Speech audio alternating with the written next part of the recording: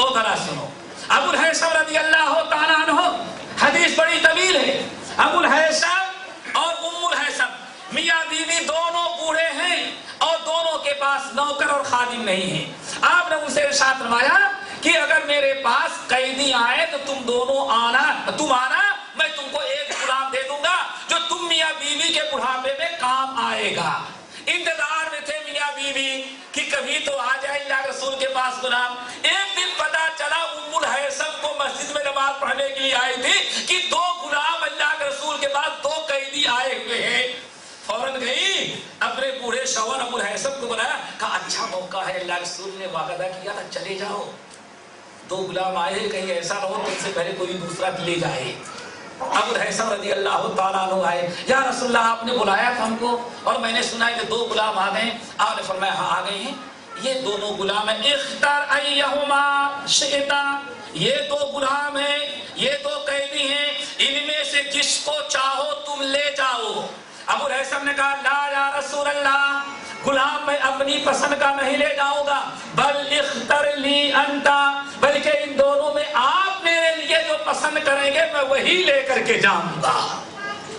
آپ نے ارشاد فرمایا المستشار مؤتمن، اگر تم نے میرے اوپر ڈال دیا بات تو میں مجھ سے تم نے مشورہ لیا، مشورہ بھی ایک امانت ہے، تو اب میں وہی دوں گا تمہیں، اس کو میں بہتر سمجھتا ہوں. کہنے کے بلا یا رسول اللہ، آپ کی پسند ہم میاں بیوی کی پسند ہے.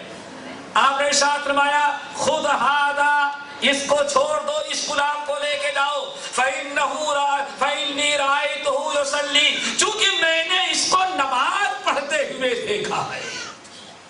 گھر میں نوکر لے جاؤ، خادم لے جاؤ، تو اس نمازی غلام کو لے جاؤ، نماز پڑھے گا تو نماز کی برکت ہوگی گھر کے اندر.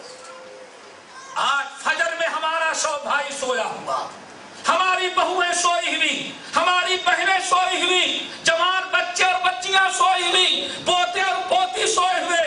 اگر بوڑھے اور بوڑھی ہیں تو ایک بوڑھا مسجد میں گیا، بوڑھی گھر میں مصلی بچھائی، معلوم پڑتا ہے پورے گھر والوں کی ٹھیکیدار یہی دونوں ہیں، باقی سب سوئے پڑے ہوئے ہیں. اب ذرا سوچو برکت کہاں سے آئی.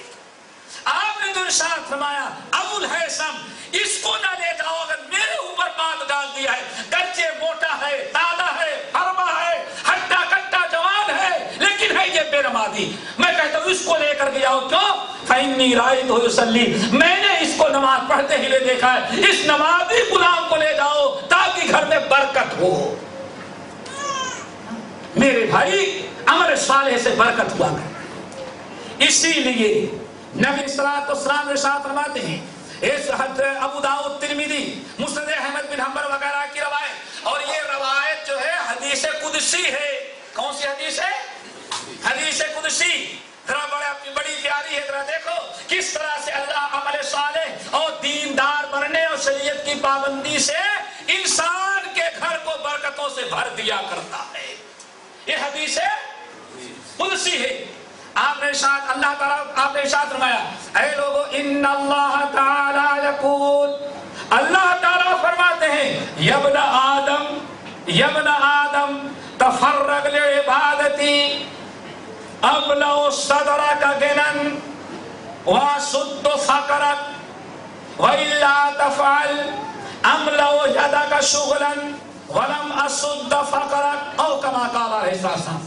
یہ حدیث قدسی ہم نے آپ کے سامنے پڑھی اور بس صحیح منقول ہے. ذرا سوچو آپ فرماتے کیا ہیں؟ اللہ تعالیٰ فرما رہے ہیں یا ابن آدم، اے آدم کی اولاد. یہ سب جو بیٹھے ہیں کس کی اولاد ہے بھائی؟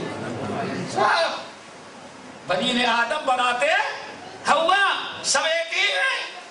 اللہ تعالیٰ خطاب کرتے ہیں یا ابن آدم، اے آدم کی اولاد، تفرغ لعبادتی، میری عبادت کے لیے ٹائم اور فرصت ضرور نکالنا. اللہ اکبر. یا ابن آدم تفرغ لعبادتی، یہ برکت کے اسباب ہیں. اے آدم کی اولاد تفرغ لعبادتی، میری عبادت کے لیے فرصت ضرور نکالنا، میری عبادت کے لیے ٹائم ضرور نکالنا.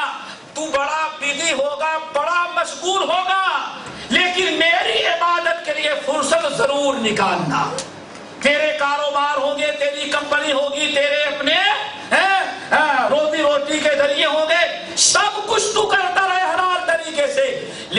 مجھے بھولنا نہیں۔ یبن آدم، کتنی پیاری حدیث، یبن آدم، آدم کے اولاد، تفرغ لعبادتی، میری عبادت کے لیے ذرا فرصت نکالنا، ٹائم نکالنا۔ اگر میری عبادت کے لیے تو ٹائم نکالے گا تو دو اعلیٰ درجے کی نعمتوں سے نوازوں گا، میں دو اعلیٰ درجے کی نعمتوں سے نوازوں گا۔ نمبر ایک، املأ صدرک غنا، ہم تیرے دل کو بے نیاز بنا دیں گے، تیرا دل کسی کا محتاج نہیں رہ جائے گا۔ پہلی برکت کیا ہے؟ املأ صدرک غنا، ہم اس طرح سے تجھے بے نیاز کر دیں گے، ہم اس طرح سے برکتوں سے نوازیں گے، صحت سے، تندرستی سے، مال سے، دولت سے، اولاد سے، اس قدر ہم تجھے نواز دیں گے کہ دنیا میں تو کسی کا محتاج باقی نہیں رہے گا۔ آج مسلمانوں نے تو کرکٹ دیکھنا ہو بڑا ٹائم ہے، ٹہلنے کا موقع آ جائے بڑا ٹائم ہے، فرصت ہی فرصت انسان کو، لیکن عبادت کے لیے ٹائم نہیں۔ جب انسان سارے کاروبار کرنے کے باوجود جب انسان اللہ کو بھول گیا، اللہ کی عبادت کے لیے ٹائم نہ نکالا اور اللہ تعالیٰ کی عبادت کے لیے فرصت نہ نکالا، تو اللہ تعالیٰ نے زندوں سے زیادہ اس کو مردوں کا محتاج کر دیا۔ کیا خیال ہے؟ آج انسان اللہ تعالیٰ سے جو دور ہے، اللہ کا محتاج اپنے آپ کو نہیں سمجھتا، جتنا ولیوں کو جو قبروں کے اندر مردے ہیں ان کو سمجھتا ہے، چاہے قبر میں کچھ ہو یا کچھ ہو بھی نہیں، بس ہرا جھنڈا ہو جائے۔ دیکھا تم کو کس طرح سے اللہ نے مردوں کا بھی محتاج بنایا، حد ہو گئی کہ جانوروں کا بھی محتاج، کافروں کا تو محتاج، یہودیوں کا تو محتاج، عیسائیوں کا تو محتاج، جانوروں کا تو محتاج اور مردوں کا تو محتاج ہو گیا۔ صرف اس طرح پر کیوں؟ آج مسلمان کہتا ہے میں بہت بزی، میرے پاس ٹائم، دنیا کی تمام چیزوں کا ٹائم ہے، 5 وقت کی نماز پڑھنے کا بھی ٹائم ہے۔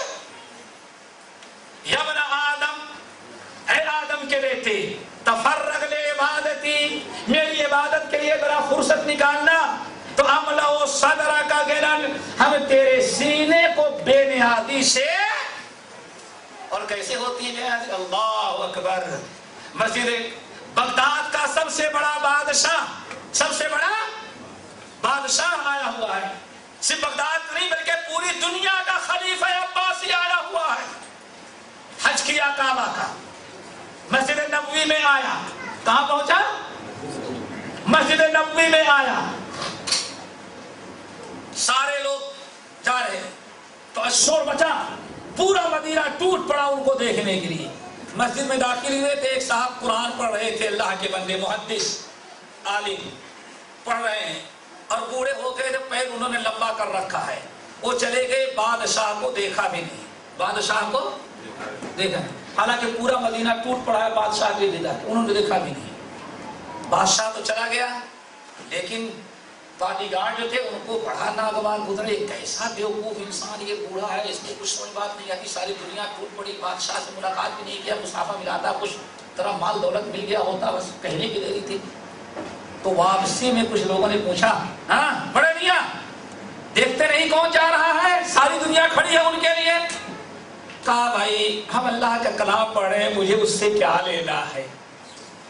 رہی بات ساری پبلک کھڑی ہو گئی ہے تو یوم یقوم لرب العالمین، قیامت کے دن ایک ہی ذات ہے جس کے سامنے سب کو کھڑا ہونا، اس کے سامنے ہمیں کیا کھڑا ہونا؟ ہر قسم کی بے نیازی سے انسان کا دل بھر دیتا ہے، کسی کا محتاج نہیں۔ نمبر 2 میرے بھائی، یہ کس کی برکت ہے؟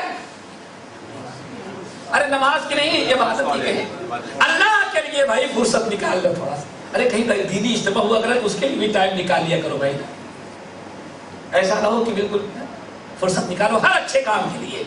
یبن آدم، آدم کی اولاد، تفرغ لعبادتی،